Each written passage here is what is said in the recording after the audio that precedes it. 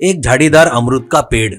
अमलापुर गांव में गोविंद बोलकर एक व्यक्ति रहता है। उसको पत्नी, लड़का और शादी की उम्र की लड़की थी। वो एक किसान था। वो अपने खेत में उगाई सो फसल को बेचकर उन पैसों से अपने परिवार को पालता था। तो इसी बीच उसकी तकलीफें शुरू हो गई। ब्याज वाले साहूकार के पास से पैसे लेकर लड़की की शादी करता है।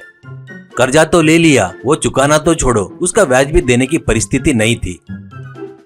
साहूकार आकर कर्जा चुका कर बहुत गालियां देना शुरू करता है। इसी के साथ में उसकी पत्नी को कोई बड़ी बीमारी होकर खटिया पकड़ लेती है। डॉक्टर ऑपरेशन के लिए 10 लाख रुपए लगेंगे करके और तुरंत नहीं किए तो वो नहीं बचेगी करके बताता है। तो जोगीधन को क्या करना करके समझ में नहीं आता। इस बार घर को, खेत को गिरवी रखकर उसी ब्याज वाले साहूकार को मिन्नतें करके फिर से कर्जा लेकर पत्नी का ऑपरेशन करवाता है। इससे वो और कर्ज बाजारी हो जाता है। उसमें गरीबी में गीला आटा जैसे उस साल फसल भी अच्छी नहीं उगकर पूरी सूख जाती है। एक दिन ब्याज देने वाला साहूकार आकर गालियां देकर 2 दिन में उसका कर्जा नहीं चुकाया तो गिरवी रखा खेत घर ले लूंगा करके धमकी देकर चला जाता है। अब उसकी तकलीफें दूर होने का कोई रास्ता नहीं है करके समझ में आ जाता है। इससे जोगिंदर जिंदगी से तंग हो गया था। वो सन्यासी में मिल जाता बोलकर निश्चय कर लेता है और घर छोड़कर जा रहा था।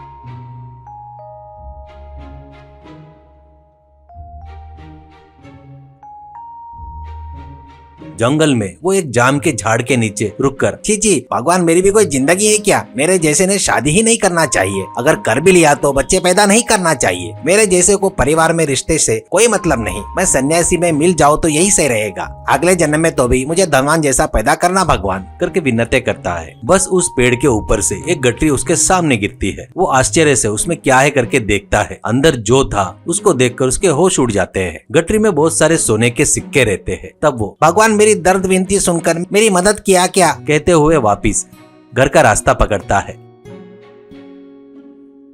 घर जाकर अपनी पत्नी को जो हुआ बताता है। अच्छे लोगों के साथ भगवान अच्छा ही करता है, ऐसा कहती है खुशी से। ऐसे वो पूरा कर्जा चुका कर अच्छा घर और खेत खरीद कर खुशी से खेती करते रहता है। पर फिर से जोगिंदर की तकलीफें शुरू हो जाती है। पिताजी ज्यादा पैसा कमाने से लड़के रविंदर को बुरी आदतें लग जाती है। फालतू आवारा जैसे घूमना, पत्ते जुए खेलना और ऐसे करके पैसे उड़ा रहा था। एक दिन एक व्यक्ति भागते हुए जोगिंदर के पास आकर, अरे तेरे लड़के और जमींदार के लड़के का ताश खेलते हुए दोनों के बीच में झगड़ा हो गया। तेरे लड़के की मार खाकर जमींदार का लड़का हॉस्पिटल में भर्ती हो गया। अब उसका बचना मुश्किल है करके डॉक्टर बोल रहे हैं। पुलिस वाले तेरे लड़के को ढूंढ रहे हैं भाई। केस हुआ तो उम्र कैद की सजा हो सकती है करके कह रहे हैं करके बताता है। वो सुनकर जोगिंदर को झटका लगता है। अब क्या करना उसको कुछ समझ में नहीं आता। अब उसको फिर से सांसारिक जीवन पर विरक्ति पैदा हो जाती है। अब वो फिर से सन्यासी में मिल जाता बोलकर घर से निकल जाता है। वो फिर से उसी जाम के झाड़ के नीचे खड़े होकर, हे भगवान, ये सब तकलीफें परेशानियां मुझे ही क्यों आ रही है? मेरी लड़की की उम्र कैद की सजा हुई तो वो मेरे साथ नहीं रहेगा। सभी लोग हत्यारे का बाप करके अपमान करेंगे। वो बर्दाश्त करने से अच्छा है मैं सन्यासी बन जाऊं। भगवान अगले जन्म में तो भी मुझे बुद्धिमान और अच्छे चरित्र वाला लड़का देना करके कहता है। तब झाड़ के ऊपर से एक आवाज सुनाई देती है। वो जोगिंदर का लड़का तो ठीक अच्छा है, तो तेरे लड़के को सजा क्यों होगी करके आवाज सुनाई देती है। तो जोगिंदर को आश्चर्य होता है। पेड़ के ऊपर तो कोई नहीं है, फिर आवाज कहाँ से सुनाई दी? कहीं भगवान तो वैसे बात नहीं किए? यानी जमींदार के लड़की को कुछ नहीं हुआ क्या करके सीधे हॉस्पिटल जाता है। वहाँ पर जमींदार का लड़का बदन भर पट्टियों से बेड पर सोया था। उसके माँ बाप रिश्तेदार उदास होकर उसको ही देख रहे थे। जोगिंदर, क्यों जी जमींदार जी, ये क्या सही है क्या? मेरे से आपकी दुश्मनी है तो किसी दूसरे तरीके से निकालो, पर मेरे लड़के के ऊपर इल्जाम लगाते क्या? अच्छे खासे ठीक ठाक तुम्हारे लड़के को नकली पट्टियां बांधकर मेरे लड़के ने मारा है करके सबको बताते क्या? ऐसा कहता है। तब जमींदार कुछ कहने जाता है तो उसका लड़का फट से उठकर खड़ा होकर, ये क्या पट्टियां है और मैं यहाँ कैसे आया? क्या है ये लफड़ा? ये सबसे मुझे चिढ़ आ रही है कहते हुए पट्टियां छोड़ देता है। बड़े आश्चर्य से उसके शरीर पर एक छोटा सा भी घाव नहीं रहता। ये देखकर सब लोग आश्चर्यचकित हो जाते हैं। जमींदार, ये सब क्या माया सा लग रहा है? माया हो या मंत्र हो, मेरे लड़के को कुछ नहीं हुआ, इसलिए मैं जोगिंदर का एहसानमंद रहूंगा। मुझे माफ कर दो जोगिंदर जी, ऐसा कहता है। तब जोगिंदर खुशी से घर का रास्ता पकड़ता है। उस दिन से रविंदर भी बढ़िया अच्छे से बदल जाता है। ऐसे फालतू में घूमना बंद करके पिताजी के साथ खेती करते हुए रहता है। एक दिन जोगिंदर, मैं धनवान हूँ पर करोड़पति नहीं हूँ। जन्मों जन्मों तक मेरा वंशज सुखी से रहे उतना कमाना बोले तो एक ही रास्ता है। जंगल में जाम का झाड़ है, वहाँ पर जाकर सन्यासी में मिल जाता बोले तो मेरी इच्छा पूरी हो सकती है शायद, करके सोचता है।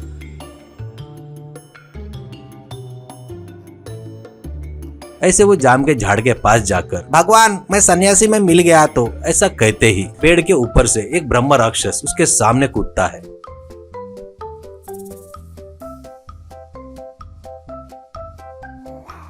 और तू फिर से क्यों आया है, करके बोलता है। राक्षस को देखकर जोगिंदर का दिल धड़क जाता है और वो ये कौन हो तुम, ऐसा कहता है। तब राक्षस, सन्यासी में मिल जाता करके आया था ना, तो मुझे देखकर क्यों डर रहा है? मैं ब्रह्म राक्षस हूँ, बहुत सालों से इस पेड़ पर ही रह रहा हूँ। तू सन्यासी में नहीं मिला तो मेरी आत्मा को शांति मिलेगी, मैं स्वर्ग में जाऊंगा, इसलिए इससे पहले 2 बार मैंने तेरी मदद किया, करके कहता है। तब जोगिंदर का डर निकल जाता है। मैं सन्यासी में मिलने से तू स्वर्गलोक में जाने का क्या संबंध है, करके पूछता है। तब राक्षस, क्या बताओ रे, भगवान उतनी जिंदगी देकर हिम्मत से जी कहता है, अच्छा परिवार भी देता है। इंसानों को तकलीफ आई तो हिम्मत से उसका सामना करना चाहिए, लेकिन सोने जैसा परिवार छोड़कर डर कर सन्यासी में मिलना नहीं चाहिए। मैं तेरा पूर्वज हूँ, तकलीफें बर्दाश्त नहीं कर पाया और सन्यासियों में मिलकर अनाथों के जैसे बुरी मौत मरकर उसके पाप के कारण ऐसा ब्रह्म राक्षस बनकर घूम रहा हूँ। मेरे वंश में मेरे बाद 5 पीढ़ी तक कोई भी सन्यास में नहीं मिलने तो मेरा पाप खत्म हो जाएगा, मुझे स्वर्गलोक की प्राप्ति होगी। मेरे वंश का कोई भी हो, मैं उसकी सिर्फ 2 बार ही मदद कर सकता हूँ। अभी तो मेरे वंशज की 5वीं पीढ़ी है, 2 बार तेरी मदद किया। अभी तो सन्यास में मिलकर अनाथों के जैसे मरकर मेरे साथ इस झाड़ पर रहता बोले तो भी चलेगा, नहीं तो जब तक जिएगा परिवार के साथ हिम्मत से जीकर बाद में मुझे स्वर्ग में मिलता बोले तो वो भी ठीक है, कहकर झाड़ के ऊपर फुर से उड़ जाता है।